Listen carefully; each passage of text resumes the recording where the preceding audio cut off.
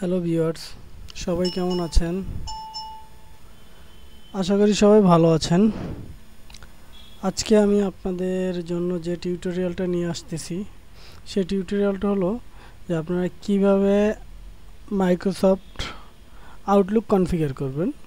আমি যে আউটলুকটা কনফিগার করব সেটা হলো 2013। তো প্রথমত আমরা জেনে নেই কেন আমরা আউটলুক কনফিগার করব। আউটলুক কনফিগার করব আমরা যারা আইটিতে জব করি তাদের সবারই যে কোম্পানিগুলো আছে সে কোম্পানিগুলোতে নিজস্ব মেইল সার্ভার থাকে। তো নিজস্ব মেইল সার্ভারগুলো যাতে করে ইজিলি অ্যাক্সেস করা যায়, মেইলগুলো ইজিলি যেন আপনার কম্পিউটারে নেমে থাকে, সেজন্য আমরা সাধারণত মেইলটা কনফিগার করে থাকি, আউটলুক ইউজ করে থাকি। তো কথা না বাড়িয়ে আমরা চলে যাই মূল কাজে। প্রথমত স্টার্টে যাব। আমি অফিস 2013 ইনস্টল দিয়েছি। তো এখানে যাওয়ার পর আমি অল প্রোগ্রামে গেলাম। অল প্রোগ্রামে যাওয়ার পর এখানে দেখেন মাইক্রোসফট অফিস, এইখানে দেখেন এই যে আউটলুক 2013 নামে একটা অপশন আছে, এইটা আমরা ক্লিক করব। ক্লিক করার পর এই অপশনটা আসবে। আসার পরে আমরা কি করব, নেক্সটে প্রেস করব। নেক্সটে প্রেস করার পর বলতেছে do you want to set up Outlook configure to an email account. আপনি কি ইমেল অ্যাকাউন্টের মাধ্যমে আপনার আউটলুকটা কনফিগার করতে চান? হ্যাঁ, অবশ্যই। এই জন্য আমরা কী করবো, নেক্সট প্রেস করব। নেক্সট প্রেস করার পরে এখানে দুইটা অপশন আছে, একটা আছে ইমেল, ডিরেক্টলি আপনি এখানে কনফিগার করতে পারেন, আর একটা আছে ম্যানুয়ালি। সাধারণত আমরা কি করব, আউটলুক কনফিগারের জন্য আমরা ম্যানুয়ালি সিলেক্ট করব। এখানে ম্যানুয়ালি সিলেক্ট করে দিলাম, দেওয়ার পরে আমি নেক্সট প্রেস করলাম। নেক্সট প্রেস করার পর এখানে অপশন আছে তিনটা। তো এখানে বলছে আপনার Microsoft exchange or capable server, এইটার মাধ্যমে কনফিগার করবেন না, আমরা কনফিগার করব POP3 পিওপি অর আইম্যাপ, এইটা সিলেক্ট করব। এখানে সিলেক্ট করে দেব। সিলেক্ট করার পর আমি নেক্সট প্রেস করব। নেক্সট প্রেস করার পর এইখানে দেখেন, এইখানে আমরা একটা নাম দেব। মনে করেন যে সাপোজ আমি আমার ইমেল অ্যাড্রেসটাই দিচ্ছি, এখানে দিচ্ছি মাহবুব MA। এখানে পুরো নামটা দিবেন MD.MAHABUBUR মাহবুবুর রহমান RAHMAN রহমান দিলাম। এইখানে দিব আপনার মেইল সার্ভার থেকে যে ইমেল আইডিটা আপনাকে দেওয়া হয়েছে সেটা দিব। এখানে আমার ইমেল আইডিটা হলো mahabub.it। দেন কি দেব, মানে আপনার ডোমেন নেম যেটা আছে সেটা। আমার ডোমেন নেম আছে goldenharvestbd.com, GOLDENHARVEST harvestbd.com। এটা হলো আমার ডোমেন নেম। হ্যাঁ, এই ডোমেন নেমটা দিলাম।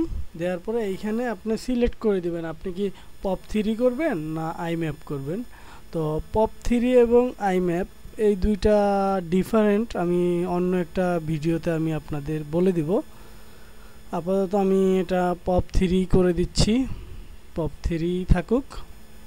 অথবা আমি বলেই দিই, POP3 মানে হলো আপনার যদি POP3 করে দেন তাহলে আপনার ইমেল সার্ভারে যত মেইল আসবে সব মেইলগুলো আপনার কম্পিউটারে নেমে থাকবে।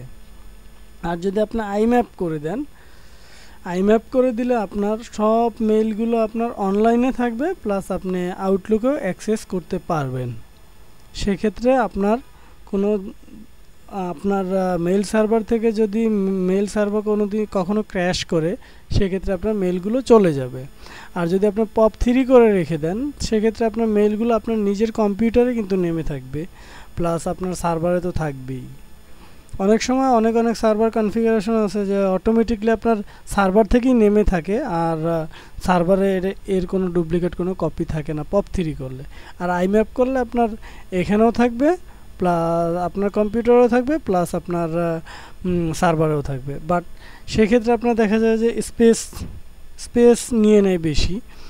আপনার সার্ভারেই তো সব কিছু জমা হয়, যার জন্য স্পেস নিয়ে নেয় বেশি। আর যদি আপনি POP3 করে দেন তাহলে আপনার কম্পিউটারেই থাকবে, আপনার মেইল সার্ভার সবসময় আপনার ফ্রি থাকবে।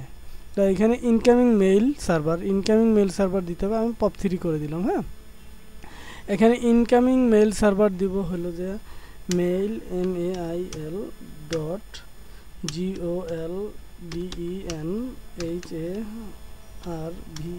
goldenharvest harvest bd dot com। এইটা হলো আমার মেইল সার্ভার।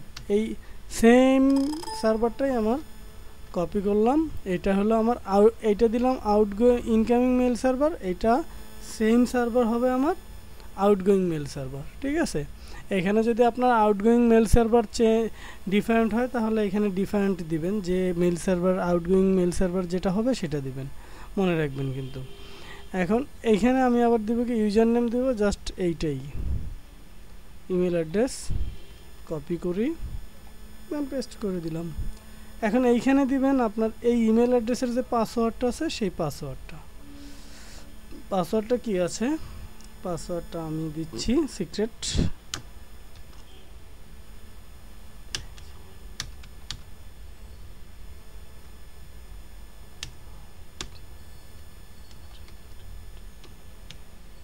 হ্যাঁ, পাসওয়ার্ডটা দিলাম, দেওয়ার পরে এখানে রিমেম্বার দিয়ে দিবেন, না হলে বারবার পাসওয়ার্ডটা চাবে। তারপর এই যে মোড সেটিংস নামে একটা অপশন আছে, এইখানে যাবেন। এইখানে যে এই যে আউটগোয়িং সার্ভারটা আছে এইখানে যাবেন, যে এইখানে টিক দিয়ে দিবেন। টিক দিবেন এই জন্যই, যদি আপনার এইটা যদি টিক না দেন সেক্ষেত্রে আপনি যখন মেইল সেন্ড করবেন মেইল সেন্ড হবে না, দেখাবে আপনার মেইল সেন্ড হচ্ছে বাট মেইল সেন্ড হবে না, আপনার রিসিভার আপনার মেইলটা পাবে না, মনে রাখবেন। তারপর আমরা যাব অ্যাডভান্সে যাব। এজন্যই এখানে দেখেন লেখা আছে leave a copy of message on the server. কতদিন পর রিমুভ করবে, অটোমেটিকলি 14 দিন পর পর আপনার সার্ভার থেকে মেইল ডিলিট করে দিবে অটোমেটিকলি, আপনারও ডিলিট করা লাগবে না। সো আমরা এটাকে আনটিক করে দিব। আর আপনি চাইলে এটাকে টিক করে এইখানে 14 দিনের জায়গায় আপনি 100 দিন দিতে পারেন, মানে 3 মাস দিতে পারেন, 90 দিন দিতে পারেন। সাধারণত আমি এটাকে আনটিক করেই দিচ্ছি।